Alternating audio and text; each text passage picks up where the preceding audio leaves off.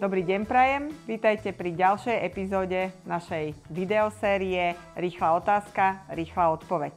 Dnes mám hostia Michala Martinkoviča z oddelenia klientov a porozpráva nám úplne základ, kto je vlastne výrobca obalov.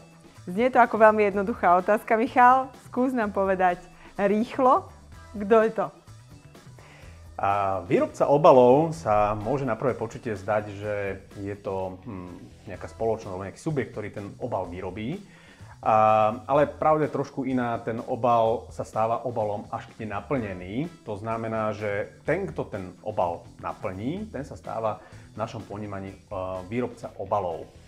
A v prípade, že som len predajca a objednávam si tieto obaly už naplnené do zahraničia, takisto som teda ja ten, kto má povinnosti výrobcov a stávam sa teda výrobcom obalov.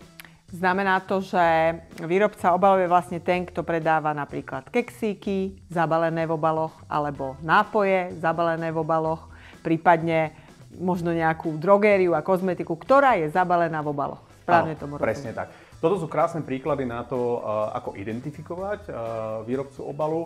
No a samozrejme, nemusím byť len ten, ktorý to na Slovensku teda zabalí, ale znova zopakujem, je tam aj ten cezhraničný prechod, to znamená, ak sú tie keksíky alebo nejaká drogéria už zabalené a ja som si objednal ako výrobca v našom ponímaní tieto keksíky alebo drogériu, tak sa stávam teda výrobcom obalov a som teda povinný plniť všetky zákonné povinnosti. V prípade, že si objednám tovar od výrobcu napríklad z Maďarska, ale obal si nechám vyrobiť tu na Slovensku, prázdny obal, a ja to dám na našej prevádzke nejakým spôsobom dokopy, čiže naplním ten obal, tak takisto sa stávam akoby výrobca obalov keksíkov alebo teda drogérie. Je to v princípe jedno. Ďakujem veľmi pekne.